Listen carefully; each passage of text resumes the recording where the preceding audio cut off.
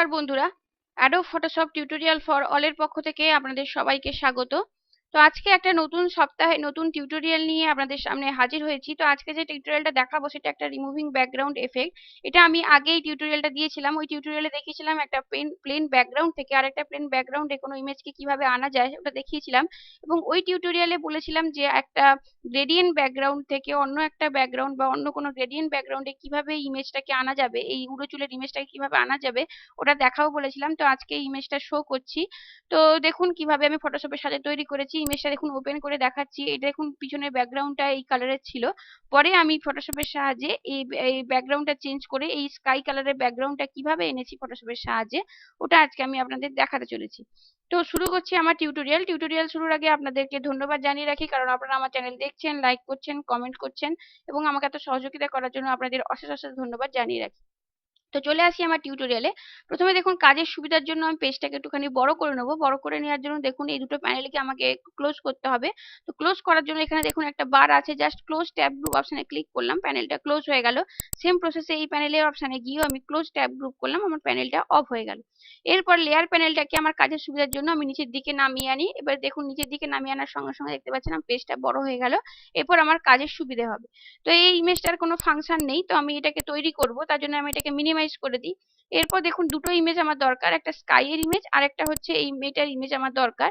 তো প্রথমেই আমাকে এই লেয়ারটা দেখুন এখানে লক আছে, প্রথমে আমাকে লেয়ারটাকে আনলক করতে হবে। আনলক করার জন্য জাস্ট আমি লেয়ারটার উপর ডবল ক্লিক করলাম, নিউ লেয়ার বক্স ওপেন হলো, আমি ওকে করলাম। তো দেখুন লেয়ারটা আমার আনলক হয়ে গেছে। তো সেম প্রসেসে স্কাই ইমেজটাকেও আমার দেখুন লেয়ারটা দেখুন এখানে লক আছে, প্রথমে আমাকে আনলক করতে হবে, তার জন্য এটার উপর ডবল ক্লিক করলাম, নিউ লেয়ার বক্স ওপেন হলো, আমি ওকে করলাম। তো এই ইমেজটাও দেখুন আমার এখানে আনলক হয়ে গেছে। এরপর আমি আগের ইমেজটাতে ফেরত আসি। এই ইমেজটাকে আমাকে সিলেকশন করতে হবে। তো সিলেকশন করার জন্য দেখতে পাচ্ছেন এখানে রেক্টেঙ্গুলার মার্কি টুল আছে, রেক্টেঙ্গুলার মার্কি টুল আমি সিলেক্ট করলাম। সিলেক্ট করার পর ইমেজটাকে সিলেকশন করলাম। সিলেকশন করার পর আমি চলে যাই মুভ টুল আমি সিলেকশন করলাম। এরপর চলে আসি স্কাই ইমেজটাতে সিলেকশন করে দেখুন এই ইমেজটাকে আমাকে এরপর ড্র্যাগ করতে হবে। জাস্ট মাউসটা নিয়ে গিয়ে আমি ড্র্যাগ করে ছেড়ে দিলাম।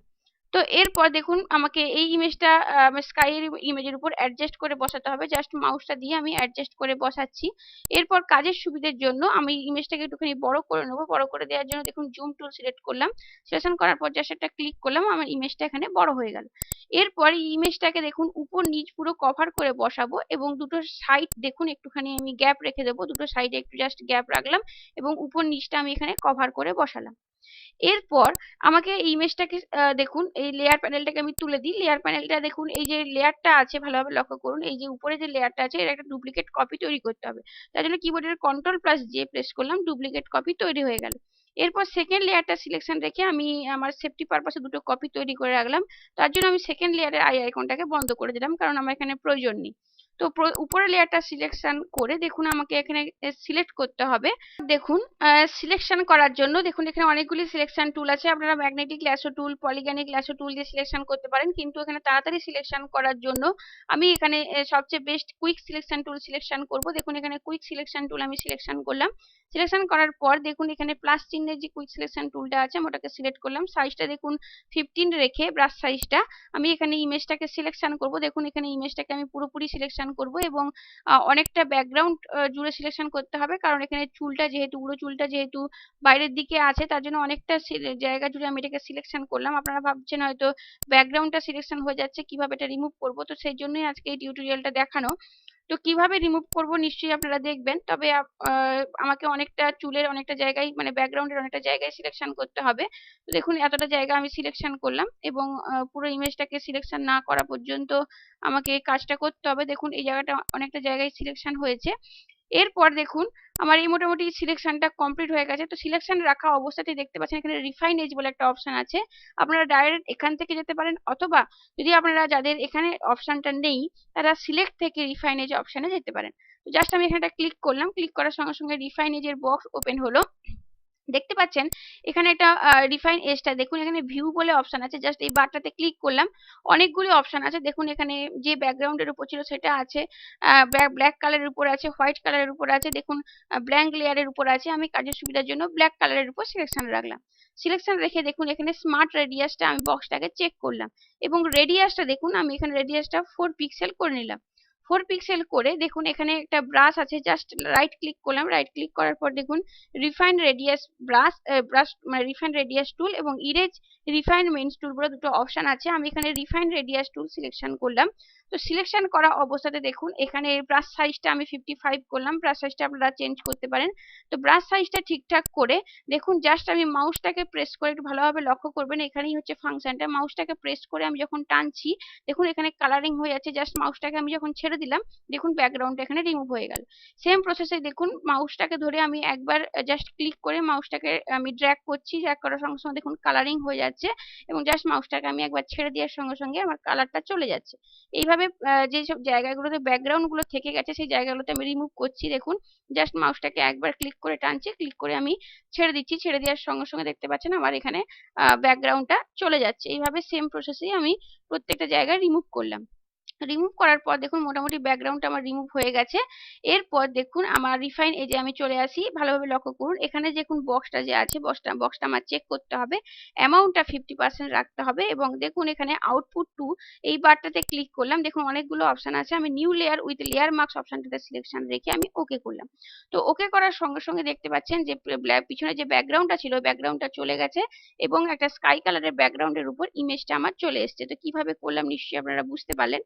এরপর দেখুন এখানে ভালোভাবে লক্ষ্য করুন লেয়ারে দেখুন এই লেয়ারটা দুটো অপশন আছে, জাস্ট দেখুন এই যে মাস্ক লেয়ারটাতে সিলেকশন রেখে ফোরগ্রাউন্ড কালার বক্সটা ব্ল্যাক কালার সিলেকশন রেখে আমি চলে যাব এখানে দেখুন বার্ন টুল সিলেকশন করার পর দেখুন আমি চুলের কালারটাকে আরো বেশি ভালোভাবে আনার জন্য জাস্ট দেখুন মাউসটাকে নিয়ে একবার ক্লিক করছি। তো ক্লিক করার সঙ্গে সঙ্গে দেখতে পাচ্ছেন জায়গাগুলোতে কালচে কালার চলে আসছে। এইভাবে আপনারা চুলের যে অংশগুলো লালচে হয়ে আছে ওগুলোকে কালচে কালার করতে পারেন। এরপর লক্ষ্য করুন এই যে লেয়ারটা আছে উপরে যে লেয়ারটা, এই লেয়ারটা একটা কপি করব, কপি করার জন্য কিবোর্ডের Ctrl+J প্রেস করলাম, সঙ্গে সঙ্গে কপি হয়ে গেল এবং দেখতে পাচ্ছেন ইমেজটা আরো গ্লেজি হয়ে গেল। তো বন্ধুরা আমার ইমেজটা তৈরি। আমি আজকে বলেছিলাম যে একটা গ্রেডিয়েন্ট ব্যাকগ্রাউন্ড থেকে আর একটা অন্য কোনো ব্যাকগ্রাউন্ডে কিভাবে ইমেজকে আনা যায় দেখাবো বলেছিলাম, ফটোশপের সাহায্যে দেখালাম, কিভাবে করলাম নিশ্চয়ই আপনারা দেখেছেন এবং স্টেপগুলো বুঝতে পেরেছেন। যদি বুঝতে কোথাও কোনো রকম অসুবিধা হয়ে থাকে তো আমাকে কমেন্ট করবেন, আমি নিশ্চয়ই আপনাদের রিপ্লাই করব। এরপর ইমেজটাকে সেভ করব, সেভ করার জন্য আমি যাব ফাইল থেকে সেভ অপশানে গেলাম, ডেস্কটপে ইমেজটাকে সেভ করব। ফরম্যাটটা আমি জেপিইজি অপশান রাখবো, অপশান রেখে আমি এখানে একটা নাম দেব। তো দেখুন আমি এখানে একটা নাম দিলাম। তো নাম দেওয়ার পর আমি এটাকে সেভ করব। তো দেখুন নাম দেওয়া হয়ে গেছে, এরপর সেভ বাটনে ক্লিক করলাম, জেপিইজি অপশন বক্স ওপেন হলো, আমি ওকে করলাম। তো নিশ্চয়ই ডেস্কটপে আমার ইমেজটা সেভ হয়ে গেছে। ডেস্কটপে ওপেন করছি, দেখতে পাচ্ছেন এটা রিমুভিং ব্যাকগ্রাউন্ড ইমেজ, এটা আমি এখানে ফটোশপের সাহায্যে তৈরি করেছি। আমি বলেছিলাম একটা প্লেন ব্যাকগ্রাউন্ড বা গ্রেডিয়েন্ট ব্যাকগ্রাউন্ড থেকে আর একটা অন্য কোনো ব্যাকগ্রাউন্ডে কিভাবে ইমেজটাকে আনা যায় দেখাও বলেছিলাম, তো দেখালাম। নিশ্চয়ই আপনারা বুঝতে পারবেন। যদি বুঝতে কোথাও কোনো রকম প্রবলেম হয়ে থাকে তো আমাকে আবার কমেন্ট করে জানাবেন, আমি রিপ্লাই দেবো। তো আপনাদেরকে আবারও ধন্যবাদ জানিয়ে রাখি, কারণ আপনারা আমার চ্যানেল দেখছেন, লাইক করছেন, আমাকে কমেন্ট করছেন, সেজন্য আপনাদের অশেষ অশেষ ধন্যবাদ জানিয়ে রাখি। এইভাবে আপনারা আমার চ্যানেল দেখুন, লাইক করুন এবং আমার চ্যানেলকে সাবস্ক্রাইব করুন। তো টিউটোরিয়ালটা যদি ভালো লেগে থাকে তো প্লিজ একটা লাইক করুন এবং সাবস্ক্রাইব করুন, এবং আপনার টিউটোরিয়ালটা যদি আপনাদের ভালো লেগে থাকে তো আপনাদের social site Google plus, Facebook, টুইটারে এবং আদার সোশ্যাল সাইটে আপনি শেয়ার করুন। শেয়ার করলে আপনাদের মতো অন্যান্য বন্ধুরাও উপকৃত হতে পারবে। আপনাদের যে অনেক বন্ধু বান্ধব আছে তারা অনেক উপকৃত হতে পারবে। তো আমার যে সমস্ত বন্ধুরা আমাকে বিভিন্ন রকম কমেন্ট করেছেন, মানে বিভিন্ন রকম রিকোয়েস্ট করেছেন, তাদের উদ্দেশ্যে বলি যে আপনারা ধৈর্য হারাবেন না, আপনারা প্লিজ ধৈর্য রাখুন। আমি আপনাদের প্রত্যেকটা রিকোয়েস্টের টিউটোরিয়াল দেবো। যে সমস্ত বন্ধুরা আমার আগে রিকোয়েস্ট করেছেন তাদের টিউটোরিয়ালগুলো আমি আগে দিচ্ছি, এবং যারা মানে রিসেন্টলি আমাকে রিকোয়েস্ট করছেন তাদের টিউটোরিয়ালও দেবো। একটু ধৈর্য রাখুন, ধৈর্য হারাবেন না প্লিজ।